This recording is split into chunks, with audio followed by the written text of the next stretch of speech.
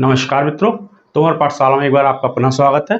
जैसा कि आप जानते हैं, हमने जो है प्रायद्वीपीय भारत की बात की थी और प्रायद्वीपीय भारत में हमने जो है सबसे पहले हमने आपको बताया, इसको कई खंडों में बांट के पढ़ेंगे, केंद्रीय उच्च भूमि की बात की थी।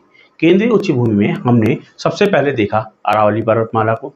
अरावली पर्वतमाला को के बाद हमने देखा कि इसके ठीक पूर्व में हमें मिला मेवाड़ का पठार। मेवाड़ के पठार के आप दक्षिण में देखेंगे, अरावली पर्वत श्रृंखला के दक्षिण में देखेंगे तो हमें मिलता है मालवा का पठार। मालवा पठार के आप उत्तर और थोड़ा सा पूर्व में जाएंगे तो बुंदेलखंड का पठार, उससे लगा हुआ बघेलखंड का पठार इस रूप में, और उससे नीचे क्या था, हमने नीचे देखा बिंद पर्वत था, फिर नर्मदा नदी प्रवाहित हो रही थी, फिर हमने देखा कि आपका सतपुड़ा पर्वत है, फिर ताप्ती नदी है। इस रूप में हमने इसकी चर्चा की थी। आज हम विस्तार से इन अलग अलग चीज़ों को लेकर चर्चा करेंगे, ठीक है। तो इसमें सबसे पहले हम प्रारंभ करते हैं अरावली पर्वत से। जैसे आप जानते हैं, भारत में हमने उत्तर भारत की पर्वतमाला भी देखी थी। अब हम जो है प्रायद्वीपीय भारत की पर्वतमाला देख रहे हैं। इसमें आप ये देखिएगा, जो अरावली पर्वत श्रृंखला है, ये भारत के प्राचीन पर्वतों में से एक है, जिसका निर्माण प्री कैम्ब्रियन युग में हुआ था, ठीक है। अब हमने आपको बताया कि ये अरावली पर्वत श्रृंखला का जो विस्तार है वो आप देखेंगे तो गुजरात के पालनपुर से प्रारंभ होता है, उसके बाद ये राजस्थान में जाएगा, हरियाणा में, और दिल्ली तक इसका विस्तार दिखाई देता है, ठीक है। इसमें जो है चौड़ाई की अगर हम बात करें तो हमें दक्षिण पश्चिम में इसकी चौड़ाई ज़्यादा मिलती है। जो हम उत्तर पूर्व की ओर चलते हैं, इसकी चौड़ाई क्या होती है, कम होती जाती है, ठीक है। अब इसमें जो है हमने देखा कि ये अरावली पर्वत श्रृंखला हो गई। इसमें इसका जो सर्वोच्च विस्तार है वो मिलता है हमें राजस्थान में, ठीक है। और इसका जो सर्वोच्च शिखर है वो हमें माउंट आबू की पहाड़ियों के समीप गुरु शिखर के नाम से हम जानते हैं, जिसकी ऊंचाई जो है कितनी है, 1712 मीटर। आप याद रखेंगे इसको, 22 मीटर इसकी ऊंचाई है, किसकी, गुरु शिखर की। किसकी, गुरु शिखर। आप देखिए इसकी सर्वोच्च चोटी क्या हो गई,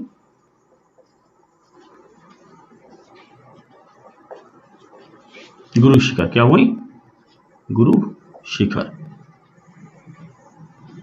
ये हमें कहाँ मिलती है, माउंट आबू पहाड़ियों में, माउंट आबू पहाड़ियों में, ठीक। उसके बाद मैंने बताया कि ये जो है भारत की क्या है, ये बलित पर्वत है। ये कैसा है, एक बलित पर्वत है और प्राचीन बलित पर्वत है, लेकिन समय बहुत पुराना होने के कारण इसे बहुत से प्रक्रमों का सामना करना पड़ा। जैसे आपका वायु हो गई, है ना, जल हो गया, और इसी तरीके से तो इसका क्या हुआ, काफ़ी अक्षय पर्दन हो गया, और इस रूप में ये वर्तमान में क्या है, एक अवशिष्ट पर्वत है। क्या है, अवशिष्ट पर्वत है। अवशिष्ट पर्वत है। अवशिष्ट पर्वत वो होता है जो लंबे समय काल में काफ़ी कट फिट जाता है, इसे हम कहते हैं रेजिडरी माउंटेन, ठीक है, रेजिडरी माउंटेन। तो ये क्या है, एक प्राचीन बलित पर्वत है, साथ ही क्या है, अवशिष्ट पर्वत है, क्योंकि काफ़ी कट छट चुका है, ठीक। इसकी सर्वोच्च चोटी गुरु शिखर है, जो हमें माउंट आबू की पहाड़ियों में मिलती है। माउंट आबू एक ऐतिहासिक जगह भी है और पर्यटक स्थल भी है, जहाँ लोग घूमने फिरने जाते हैं। इसकी ऊंचाई मैंने आपको बताया 1722 मीटर है। ये इसलिए इम्पॉर्टेंट है क्योंकि हमारे दक्षिण में उत्तर भारत के पर्वत, और फिर बिल्कुल दक्षिण भारत के, जैसे आपका नीलगिरी पर्वत हो गया, अन्नामलाई पर्वत हो गया, उनके बाद इन दोनों के मध्य यदि कोई चोटी सर्वोच्च शिखर है तो वही है गुरु शिखर, ठीक है। ये आपको ध्यान रखना है। इसके अलावा ये जो है इसमें अलग अलग कई पहाड़ियाँ मिलती हैं, उनको भी आपको पता होना चाहिए। जैसे जरगा पहाड़ी, उदयपुर के निकट इसमें मिलती हैं जरगा पहाड़ियाँ मिलेंगी, ठीक है। फिर इसमें एक मिलती है हर्षनाथ पहाड़ी,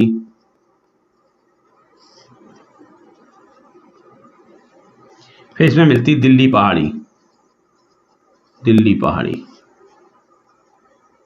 पहाड़ियाँ का, ठीक है ना।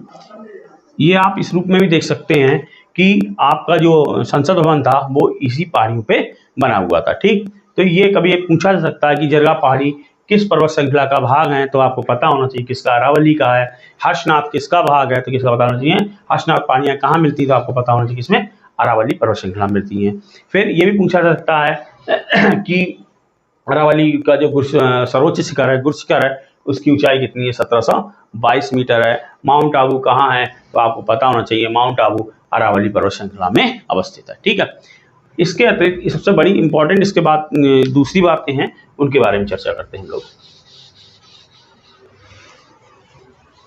जहां तक हम खनिज संसाधनों की बात करें,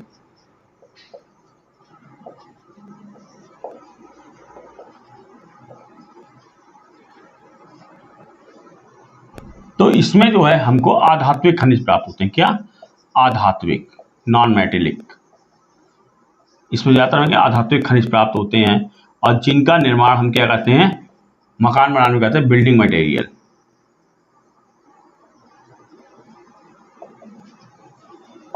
बिल्डिंग मटेरियल यहां से हमें प्राप्त होता है, जिसमें क्या क्या मिलता है हमें? बलुआ पत्थर,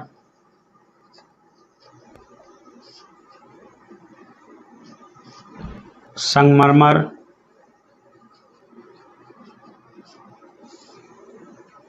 जिप्सम,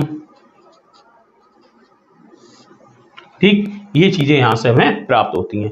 तो इस रूप में अगर आपसे पूछ दे कि किस काल में बना है, प्री कैम्ब्रियन युग में बना हुआ है, प्राचीन पर्वतमाला है, कैसा है? बलित पर्वत है, लेकिन वर्तमान में क्या है? अपशिष्ट पर्वत के रूप में अवस्थित है, काफी छट चुका है, ठीक है। इसमें खनिज संसाधन किस प्रकार के मिलते हैं? आधात्विक मिलते हैं, नॉन मेटेलिक मिलते हैं। उनमें क्या मिलता है? जो बिल्डिंग मटेरियल रहता है वो जनरली इसमें मिलता है। कैसा?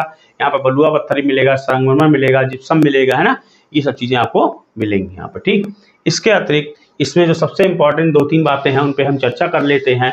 आपको पता होना चाहिए कि जो आपका ये अरावली पर्वत श्रृंखला है, सबसे बड़ी बात यह है अरावली पर्वत श्रृंखला एक क्या है? प्राकृतिक जल विभाजक भी है। प्राकृतिक जल विभाजक, जल विभाजक, नेचुरल वाटरशेड।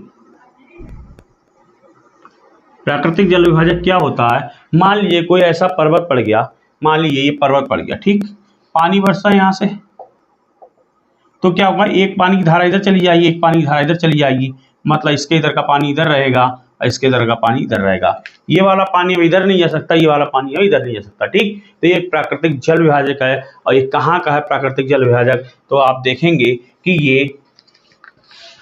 ये आपका जो आप गुजरात का मैदान है, गुजरात व राजस्थान मैदान के अपवाह को किससे अलग करता है? किससे अलग करता है? उत्तर भारत के मैदान से। उत्तर भारत के मैदान, ये हम कहें, ये हम ब्रैकेट में गंगा यमुना के मैदान से, गंगा यमुना मैदान के अब्बा तंत्र से, अब्बा तंत्र से, ठीक है। ये जो है गुजरात और राजस्थान के मैदान को जो अब्बा तंत्र है उसको उत्तर भारत के मैदान या हम कहें गंगा यमुना मैदान के अब्बा तंत्र से क्या करता है? अलग करता है, उसको पृथक करता है। इसके इधर आपका राजस्थान का एरिया पड़ जाएगा, गुजरात का एरिया पड़ जाएगा, इधर जो पानी रहेगा वो इधर रहेगा, इसके इधर आपका पड़ जाएगा क्या? यमुना गंगा का मैदान, काफी इधर को इसका जल कहाँ रह जाएगा? इधर रहेगा। तो ये एक प्राकृतिक जल विभाजक है। इसको कभी भी क्वेश्चन में इस प्रकार से पूछा जा सकता है कि अरावली पर्वत श्रृंखला एक प्राकृतिक जल विभाजक है, ठीक है। आपको यही पता है तो आप बता पाएंगे, नहीं तो नहीं बता पाएंगे, ठीक है ना। इस रूप में आपको जानकारी ये रहनी चाहिए। दूसरी बात जो है, ये एक प्राकृतिक जलवायु विभाजक भी है। क्या है? प्राकृतिक जलवायु विभाजक। हम बताते हैं कैसे है।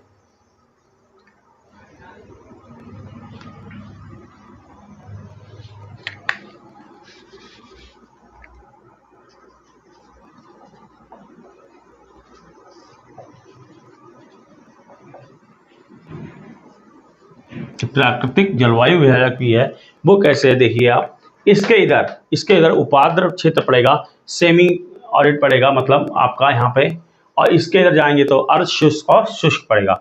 उपाद्र मतलब उप आद्र, मतलब थोड़ा उसमें आर्द्रता रहेगी, ठीक है, आर्द्रता युक्त क्षेत्र है। इसके इधर जाएंगे तो पहले अर्ध शुष्क होगा फिर शुष्क होगा। इस रूप में यहाँ की वनस्पति का जो आपका प्रतिरूप है वो भी अलग होगा, यहाँ के वनस्पति का पैटर्न अलग होगा।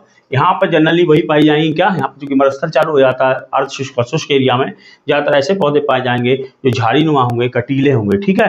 और इससे पहले क्या होगा, आपको जो सदाबहार वनस्पति होती है उस क्रम की वनस्पति मिलने की संभावना रहेगी, ठीक है। तो ये प्राकृतिक जलविभाजक के रूप में अरावली के पूर्व का क्षेत्र क्या उपाद्र क्षेत्र है, जबकि इसके पश्चिम का क्षेत्र अर्ध शुष्क और शुष्क क्षेत्र में ये विभाजित करता है। इस रूप में आपको यही पता होना चाहिए कि अरावली एक प्राकृतिक जलवायु विभाजक है। तो यदि आपको ये चीज़ पता रहेगी तो आप इसे बताने में सक्षम रहेंगे कि ये किस रूप में है, ठीक है। यहाँ से ये क्वेश्चन 2-3 जो बनते हैं वही काफ़ी इंपॉर्टेंट है, जो मैंने इसकी चर्चा कर ली है।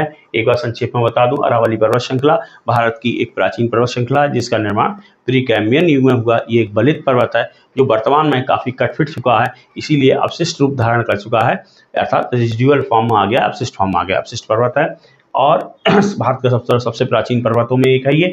और इसके अलावा इसकी जो इसका प्रारंभ जो होता है हम गुजरात के पालनपुर से प्रारंभ होता है, कहाँ तक जाता है, दिल्ली तक जाता है। इसकी सर्वाधिक जो विस्तार है इसका वो राजस्थान में मिलता है, सर्वाधिक विस्तार इसका मिलता है राजस्थान में मिलता है। इसकी सर्वोच्च चोटी है वो है गुरु शिखर, जो कि माउंट आबू पहाड़ियों के निकट मिलती है और इसकी ऊंचाई है जो है 1722 मीटर है। ठीक है, ये जो है उत्तर के पर्वतीय मैदान और दक्षिण भारत के पर्वतीय मैदान पर्वत क्षेत्र, उत्तर के पर्वत और दक्षिण भारत के पर्वत, जैसे दक्षिण भारत में अन्नामलाई हो गया, नीलगिरी हुई, इनके मध्य अवस्थित सर्वोच्च चोटी है उत्तर दक्षिण के मध्य, कौन सी है, गुरु शिखर। ठीक, इसके अलावा मैंने बताया ये यहाँ से जो खनिज तत्व मिलते हैं वो ज़्यादातर कैसे हैं, आध्यात्मिक हैं। आध्यात्मिक का मतलब हो गया जिसमें धातु ना हो। ठीक, तो इस क्रम में बिल्डिंग मटेरियल जितना भी रहता है उस क्रम की चीज़ें यहाँ मिलती हैं, जैसे बलुआ पत्थर हो गया, संगमरमर हो गया, है ना, जिप्सम हो गया, सेलखड़ी हो गया, इस रूप में यहाँ पे चीज़ें मिलती हैं। फिर ये प्राकृतिक मैंने बताया जल विभाजक भी है। कहाँ का है, प्राकृतिक जल विभाजक के रूप में ये गंगा और यमुना के मैदान के अफवाह क्षेत्र को गुजरात और राजस्थान के मैदान के अफवाह क्षेत्र से पृथक करता है। ठीक है, ये प्राकृतिक जलवायु विभाजक भी, जलवायु विभाजक ऐसे है कि इससे पूर्व में जहाँ उपाद्र क्षेत्र मिलता है, इसके पश्चिम में जाएंगे तो आप अर्धशुष्क का शुष्क क्षेत्र आपको मिलेगा। इस रूप में ये प्राकृतिक जल विभाजक के रूप में भी है। ठीक है, यहाँ पर हमने अरावली की बात कर ली है। ठीक है, आगे बढ़ते हैं। अरावली के बाद हम बात करते हैं मालवा की।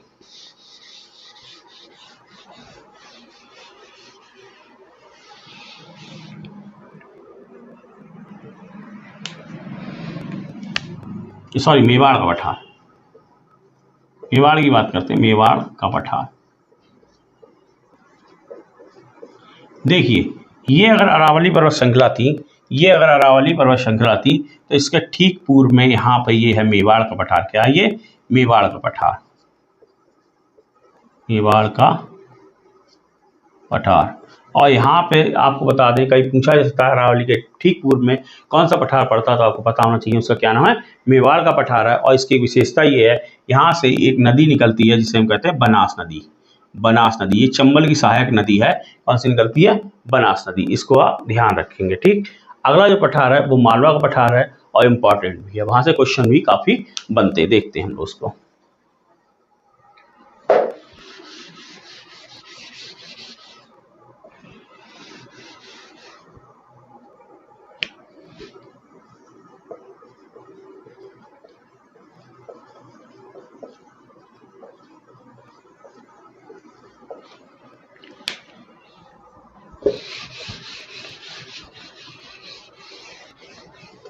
सबसे पहले मालवा के पठार के बारे में जो बात करते हैं, हमारा देखते हैं इसका विस्तार कहाँ है, इसका विस्तार कहाँ तक है। तो विस्तार की अगर हम बात करते हैं तो इसका विस्तार हमें मिलता है MP plus Rajasthan, MP plus Rajasthan में हमें इसका विस्तार मिलता है। और मेनली जो हमें इसका ज़्यादातर विस्तार मिलता है वो कहाँ मिलता है, एमपी में। ठीक, राजस्थान में जो मालवा का पठार है उसको, उस संरचना को हम कहते हैं हाड़ौती का पठार। क्या कहते हैं, हाड़ौती का पठार, हाड़ौती संरचना कहते हैं, हाड़ौती का पठार या हाड़ौती संरचना कहते हैं। ठीक है, हाड़ौती का पठार।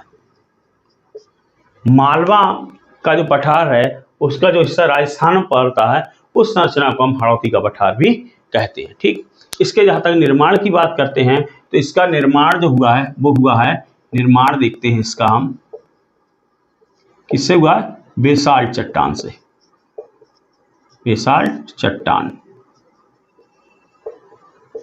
मालवा पठार का जो निर्माण हुआ है वो बेसाल्टिक रॉक्स से हुआ है। बेसाल्टिक रॉक्स जब बनती हैं जब ज्वालामुखी का दरारी उद्भेदन होता है। ज्वालामुखी के दो प्रकार के उद्भेदन होते हैं, जब हम फिजिकल पढ़ेंगे तो हम इसको विस्तार से देखेंगे। छिद्र से जो होता है और एक दरार से। जब दरार से होता है तो उसमें क्या होता है, मैग्मा जो है बहुत धीमी अवस्था में निकलता है और दूर दूर तक फैल जाता है और पठार का रूप धारण कर लेता है। जैसे मान लीजिए ये वाला जो ज्वालामुखी है, ये उद्गार जो है, ये यहाँ से उद्गार होगा, ये कैसा होगा उद्गार, ये आपका उद्गार होगा छिद्र वाला।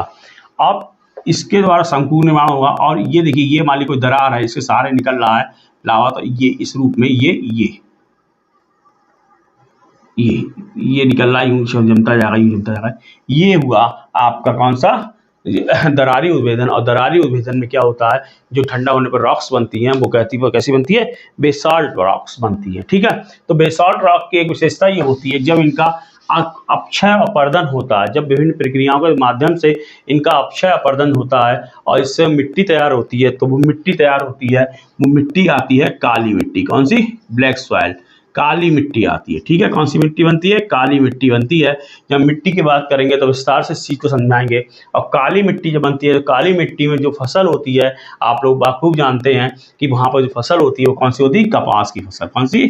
कपास की फसल। ठीक, कपास की फसल होती है। तो आपको ये चीज ध्यान रखनी पड़ेगी। भारत में काली मिट्टी के 3 क्षेत्र हमें मिलते हैं, हम उनकी देखिए चर्चा कर लेते हैं। ये देखिए आप, ये भारत हुआ, ये भारत हुआ। यहाँ पर ये रहा आपका मालवा का पठार नंबर 1। ठीक, नंबर 2 आ गया मालवा का पठार, ये है सौराष्ट्र का क्षेत्र, और ये है दक्कन का पठार। 3 क्षेत्र हो गए, मालवा का पठार, दक्कन का पठार। थोड़ा इधर और बना लेंगे इसको यहाँ पे। ठीक है, ये दक्कन का पठार, और ये कौन सा हो गया? काठियावाड़ का क्षेत्र हो गया, सौराष्ट्र का क्षेत्र हो गया। ये 3 क्षेत्र कौन से हैं? काली मिट्टी के क्षेत्र हैं। इसीलिए इन 3 क्षेत्रों में आपको देखेंगे आप कपास की खेती बहुत ज़्यादा होती है। ठीक, काली मिट्टी की विशेषता ये होती है, चूंकि ये बहुत ही महीन होती है, तो इसमें क्या होता है, जब सूखती है तो अपने आप चटक जाती है ना, अपने आप चटक जाती है। तो इसलिए इसमें माना जाता है कि इसकी सिंचाई होती है, कैसे हो जाती है, जो सिंचाई कर रहा हूँ, जो जुताई होती है प्राकृतिक रूप से हो जाती है, दरारें पड़ जाती है। आपने देखा होगा टीवी वगैरह के ऐड दिखाते हैं वाली, इस तरीके से ऐसे ऐसे ऐसे ऐसे ये वाली क्षेत्र है, इस रूप में दरारें ऐसे पड़ जाती है ना। ये काली मिट्टी के क्षेत्र भारत में 3 हो गए, कौन से हो गए? मालवा का पठार, दक्कन का पठार और काठियावाड़ या सौराष्ट्र का क्षेत्र। ठीक है, ये हमने बात की इसके निर्माण की, किसका निर्माण किन चट्टानों से हुआ है। अब देखिए ये जो है यहाँ पर इस पठार पर कई नदियां प्रभावित होती हैं, कई नदियां प्रवाहित होती हैं, और इन नदियों के द्वारा इसका अत्यधिक अपर्दन किया गया है। इसलिए भारत में जल द्वारा अपर्दन से अगर कोई क्षेत्र प्रभावित है तो वो सबसे ज़्यादा प्रभावित क्षेत्र कौन सा है? मालवा का पठार। तो जलीय अपर्दन से सर्वाधिक प्रभावित क्षेत्र, जलीय अपर्दन से भारत का सर्वाधिक प्रभावित क्षेत्र। ठीक है, तो वाटर इरोजन से यदि कोई लैंड सबसे ज़्यादा इफेक्ट हुआ है तो कौन सा? मालवा का पठार। और ये किसके द्वारा हुआ है? इस पर कई नदियां बहती हैं, उसमें जो प्रमुख नदी है वो है चंबल। कौन सी नदी है भाई? चंबल। चंबल व इसकी सहायक नदियां प्लस सहायक नदियां। ठीक, चंबल व इसकी, या इस रूप में लिखें तो ज़्यादा बढ़िया रहेगा। चंबल प्लस सहायक नदियां। और चंबल नदी और उसकी सहायक नदियां यहाँ से बहती हैं, तो यहाँ पर अवनालिका अपर्दन होता है। आप जब आगे मैं बताऊंगा, अभी 4 प्रकार का अपर्दन होता है, बूंद अपर्दन, रेल अपर्दन, इस तरीके से 4 प्रकार का अपर्दन होता है। तो इसमें जो सबसे बड़ा, जब बाद में क्या होता है, बड़ी बड़ी नालियाँ बन जाती, उस रूप में जो अपर्दन हुआ है इसका। तो इसीलिए यहाँ पर जो ट्रोपोग्राफी बन गई, जो लैंड की आकृति बन गई, इस तरह आकृतियाँ बन गई हैं, उसे हम उत्खात भूमि कहते हैं। क्या कहते हैं? उत्खात भूमि या बैड ट्रोपोग्राफी, उत्खात भूमि, बैड ट्रोपोग्राफी कहते हैं। और इसके अलावा इसे बैरन लैंड भी कहते हैं। ठीक, इस रूप में आपको ये पता होना चाहिए। अब चंबल व उसकी सहायक नदियों की बात की तो आप याद रखेंगे, चंबल जो है, चंबल पर हमें 3 बांध भी मिलते हैं, 3 बांध ही मिलते हैं। एक है राजा सागर बांध, ठीक, एक है जवाहर सागर बांध, ठीक, और तीसरा है गांधी सागर बांध। ठीक, ये 3 बांध मिलते हैं। उसमें ऊपर वाले ये 2 राजस्थान में पड़ते हैं। कहाँ पड़ते हैं? राजस्थान में। आप ऐसे याद करेंगे, राज, ये दोनों मिला लेंगे आप तो क्या बन जाएगा? ये राज। तो राज से क्या हो गया? राजस्थान। ठीक, तो ये आप पढ़ेंगे आपका राजस्थान में। ठीक, और ये गांधी सागर आपका पड़ेगा MP में। कहाँ पड़ेगा? मध्य प्रदेश में। ठीक है, उसके बाद इसकी सहायक नदियों की अगर हम बात करें तो इसकी सहायक नदियां देखिएगा आप कौन कौन सी पड़ती हैं, तो ये पड़ेगी आपका बनास, ठीक, इधर आएगी काली सिंध, ठीक, पार्वती, बेतवा, ये इसकी सहायक नदियां हैं। और जो पार्वती और बेतवा नदी है, इसी के दोआब पर स्थित है एमपी का राजधानी शहर, इसका नाम है भोपाल। इसका नाम है भोपाल, आप याद रखेंगे। कभी पूछ दे कि वो भोपाल किन दो नदियों के दोआब क्षेत्र में अवस्थित है, तो आपको पता होना चाहिए वो कौन सी, पार्वती और बेतवा। इस रूप में हमने बात की, ये हुआ मालवा के पठार की हमने बात की, ठीक है। हमने जो है सारी चीज़ों की इसमें बात कर ली। इसे रेवेंस भी मिलती है यहाँ पे, इसे हम रेवेंस भी कहते हैं यहाँ पे। अगर कहीं पूछ दे रेवेंस सबसे ज़्यादा कहाँ मिलती है, तो कहाँ है, मालवा के पठार में। तो एक बार हम संक्षिप्त में इसकी फिर से चर्चा कर लेते हैं, एक बार रिवाइज कर लेते हैं। हमने बात की मालवा के पठार। मालवा का पठार सबसे पहली बात अरावली पर्वतमाला के ठीक दक्षिण में है, और दक्षिण में होने के बाद हमने बताया इसका विस्तार जो है वो कहाँ पड़ता है, एमपी और राजस्थान में पड़ता है, विशेषकर एमपी में। राजस्थान में जो मालवा का पठार है उसे हम हड़ौती का पठार भी कहते हैं। इसका निर्माण जो हुआ बेसाल्टिक चट्टान से हुआ।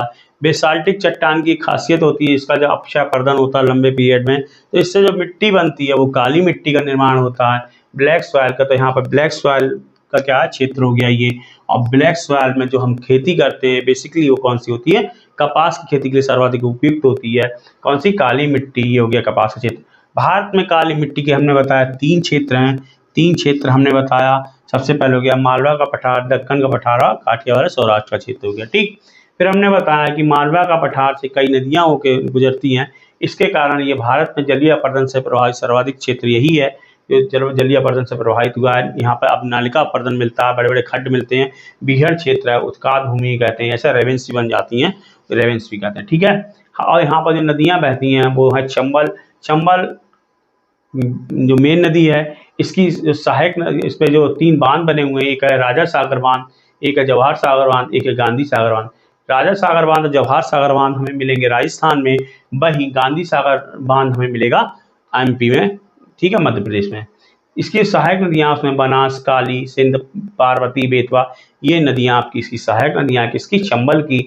और पार्वती और बेतवा के दोआब में भोपाल की मध्य प्रदेश की राजधानी भोपाल अवस्थित है। तो ये हमने लगभग इसके बारे में सारी चर्चा कर ली है, ठीक है। आगे बढ़ते हैं हम लोग, इसको थोड़ा मिटा देते हैं, फिर आपको एक बार थोड़ा सा फिगर से ही समझा देते हैं।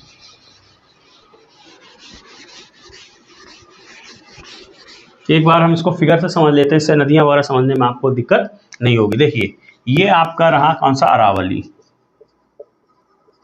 ठीक। यहाँ पर एक मेवाड़ का पठार हो गया, ठीक। यहाँ से एक नदी निकल रही है, वो कौन सी है, बनास नदी, ये हो गई बनास नदी, ठीक है, बनास नदी, ठीक। यहाँ पर जो आपका ये है पूरा क्या, मालवा का पठार है। मालवा का पठार में यहाँ पे एक पड़ती हैं पहाड़ियाँ पड़ती हैं, जाना पाव पहाड़ी। यहाँ से एक नदी निकल के जाती है, इसे हम कहते हैं चंबल की नदी। क्या कहते हैं, चंबल नदी, इसे कहते हैं चंबल नदी, ठीक। चंबल नदी यहाँ से निकलती है, साथ ही ये आगे जाके ये वाली जो बनास नदी है वो भी किसमें मिल जाती है, चंबल नदी मिल जाती है। इस रूप में चंबल की सहायक नदी हो गई, ठीक। उसके बाद देखिए यहाँ से आपको एक मिलेगी, कौन सी मिलेगी, काली सिंध, काली सिंध नदी इससे मिल जाएगी। फिर यहाँ इससे मिल जाएगी कौन सी, पार्वती। फिर इससे कौन सी मिल जाएगी, फिर बेतवा, ठीक। और यहाँ पर इटावा है, इसके नज़दीक ये जो चंबल नदी है वो एक बड़ी नदी से मिल जाती है, इसका क्या नाम है, यमुना नदी से। तो इस रूप में भी आपको पता होना चाहिए, कभी सहायक नदियों के रूप में पूछ दे कि बनास किसकी सहायक नदी है, तो हमें पता है चंबल की सहायक नदी है। काली सिंध किसकी सहायक नदी है, चंबल की सहायक नदी है। पार्वती किसकी सहायक नदी, चंबल की सहायक नदी। बेतवा किसकी सहायक नदी है, चंबल की सहायक नदी है। चंबल की नदी कहाँ से निकलती है, जाना पाव पहाड़ियाँ मिलती हैं हमें, ठीक है, मालवा के पठार के समीप वहाँ से निकलती है। और चंबल किसकी सहायक नदी है, तो हम बताएंगे किसकी सहायक नदी है, यमुना की सहायक नदी है, इटावा के निकट इससे मिल जाती है, ठीक है ना। ये आपका ये एक फिगर हो गया, ठीक है। इसके अलावा आपको एक और बात बताऊं, यहीं पे यहाँ पर पड़ती है सांभर झील। कौन सी? सांभर झील। ध्यान दीजिएगा, सांभर झील से एक नदी ऐसे निकल के जाती है और इसे हम कहते हैं लूनी नदी। लूनी नदी, लूनी रिवर। ये एक मरुस्थलीय नदी है जो अंतः प्रवाह दिखाती है, मतलब यहाँ पर जाके क्या हो जाती है, गायब हो जाती है रेत में जाके। मरुस्थल है पूरा, ये क्या है, तो मरुस्थल है। और यहाँ पे क्या मरुस्थलीय नदी बहती है, लूनी नदी। आगे जाके क्या हो जाती है, यहाँ पर रेत में समाहित हो जाती है, ठीक है। तो ये लूनी नदी कहाँ है, अरावली के किधर बह रही है, पश्चिम में बह रही है, सांभर झील से निकलकर। और यहाँ पे ये क्या होती है, मरुस्थल में बह रही है और लुप्त हो जाती है, ठीक है। तो इस रूप में हमने हल्के से ये जो है थोड़ी सी राजस्थान की नदियों की बात की, आप इसे देख लेंगे, ठीक है।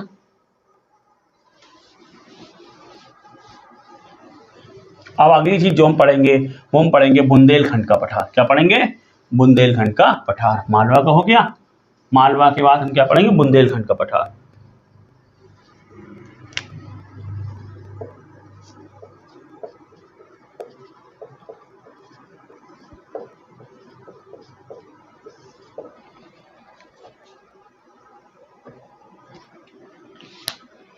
इसका विस्तार सबसे पहले हम देखते हैं। इसके विस्तार की बात करें तो ये बेसिकली पड़ता है यूपी में, थोड़ा सा पड़ेगा एमपी में, ठीक है। बेसिकली पड़ेगा यूपी में। और एक बात और बता दें आपको, यूपी में जो 7 जिले पड़ते हैं हमारे पश्चिम के, पूर्व के, वो इसी में आते हैं। वो 7 जिले में 2 मंडल होते हैं, एक झांसी मंडल है और एक चित्रकूट मंडल है। उसमें दोनों मिला के 7 जिले इसी में आते हैं। जैसे हम बताएं, देखिएगा, ये हो गया झांसी मंडल, झांसी मंडल, ये हो गया चित्रकूट मंडल,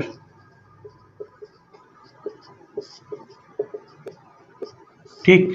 झांसी मंडल में देखिए आप, झांसी हो गया, जालौन हो गया, झांसी हो गया, जालौन हो गया और ललितपुर, ठीक। चित्रकूट मंडल में आएगा आपका चित्रकूट, महोबा, बांदा और हमीरपुर, ठीक। तो कुल मिला के कितने जिले हो गए, ये हो गए 7 जिले। कभी प्रश्न नहीं पूछा जा सकता, यूपी स्पेशल नहीं पूछा सकता है कि बुंदेलखंड पठार में भारत यूपी के कितने जिले आते हैं, तो 7 आते हैं। ऑप्शन उनके नाम भी दे सकते हैं। तो कौन से मंडल हो गए, एक हो गया आपका झांसी मंडल और एक हो गया आपका चित्रकूट मंडल। झांसी मंडल का झांसी जिला हो गया, जालौन हो गया, ललितपुर हो गया। वहीं चित्रकूट मंडल का चित्रकूट जिला हो गया, महोबा हो गया, बांदा हो गया और हमीरपुर हो गया। इस रूप में आपको ये पता होना चाहिए, ठीक। अच्छा, उसके बाद देखते हैं बुंदेलखंड में इसका जो निर्माण हुआ है, निर्माण, इन्हीं देखिए हम इन चीज़ों को इसी संदर्भ में देखेंगे कि वैसे उसका विस्तार कहाँ है, निर्माण किससे हुआ है ना। निर्माण किससे हुआ, तो वहाँ पर जब निर्माण जिस चट्टान से हुआ होगा, उस चट्टान के अक्षय अपरदन से वैसी सॉइल बनी होगी। चट्टानों के अनुसार ही सॉइल का फॉर्मेशन होता है, तो वैसी सॉइल होगी। तो हर सॉइल जो होता है पर्टिकुलर फसल के लिए इंपॉर्टेंट होती है। वहाँ जैसे जो सॉइल होगी उसी के अनुसार वहाँ फसल होगी। तो उस रूप में हल्की सी फसल भी देख लेंगे, है ना। वहाँ पे नदियाँ कौन कौन सी जा रही हैं और इसकी स्थिति क्या बन रही है, हम इतनी चीज़ें इसी रूप में हम इन्हीं पॉइंट्स को लेकर चर्चा कर लेते हैं हर चीज़ की, ठीक है। अब इसका निर्माण जो बात करते हैं, तो इसका निर्माण जो हुआ ग्रेनाइट और नीस से हुआ। किससे हुआ, ग्रेनाइट प्लस नीस से हुआ है। और ग्रेनाइट और नीस जो चट्टान होती हैं, इनके अक्षय व अपरदन से जो चट्टान जो मृदा बनती है, वो बनती है लाल मृदा। और थोड़ी बहुत मिल जाती है पीली भी इसमें मिल जाती है, थोड़ी बहुत पीली मिल जा रही है, हल्की फुल्की। पर बेसिकली कौन सी, लाल मृदा का यहाँ पर निर्माण हो रहा है। और लाल मृदा में हमें 3 चीज़ें मिलती हैं, यहाँ पे 3 चीज़ें मिलती है। एक तो मिलते हैं हमें मोटे अनाज,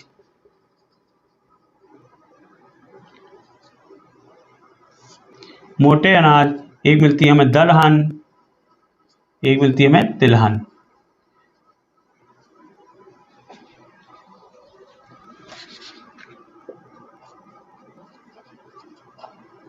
तीन फसलें हमें मिल जाएंगी। अब आप देखिएगा मोटे अनाज में हमें क्या क्या मिल जाएगा, हमें ज्वार, बाजरा, मक्का, ये 3 हमें यहाँ मिल जाएंगी, ठीक है। दलहन में हमें क्या मिल जाएगा, यहाँ सोयाबीन मिल जाएगी, ठीक, सोयाबीन। चना और मटर। यहाँ पर हमें दलहन में सोयाबीन, चना और मटर मिल जाएगी।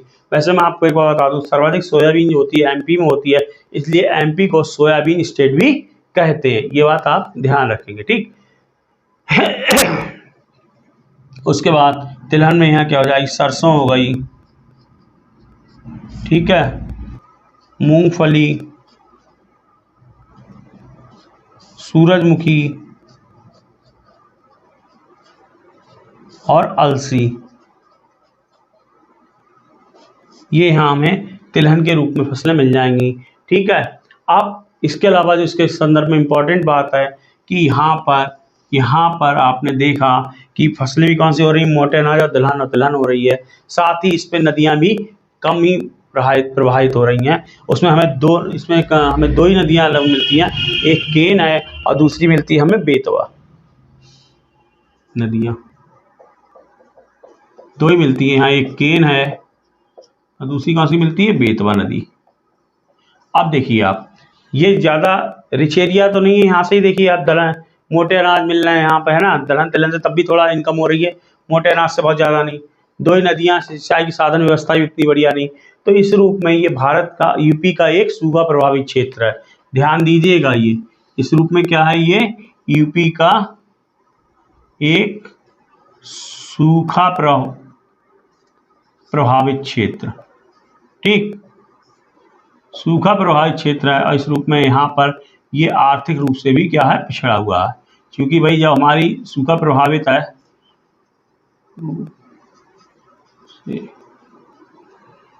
पिछड़ा प्रदेश, पिछड़ा क्षेत्र, देखिए जब आपको पता है यहाँ पे मिट्टी सॉइल भी बहुत रिच नहीं है अच्छी फसलों के लिए, ठीक, नदियाँ भी बहुत ज़्यादा नहीं है, ठीक, पठारी एरिया है और सूखे की स्थिति बनती है यहाँ, ठीक है।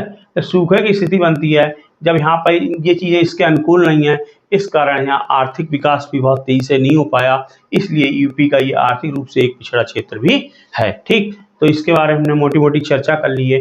बेतवा नदी पर आपको एक बांध मिलेगा, माता टीला बांध, इसी को हम कहते हैं रानी लक्ष्मीबाई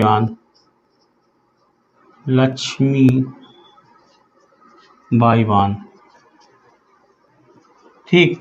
ये जो परियोजना है उससे एमपी और यूपी दोनों ही लाभान्वित हो रहे हैं। ये सिंचाई परियोजना लगाई गई है, बांध से जो सिंचाई परियोजना बनाई गई है, इन बांधों से, उससे एमपी और यूपी दोनों ही लाभान्वित हो रहे हैं, ठीक है। इसको आप याद रखेंगे।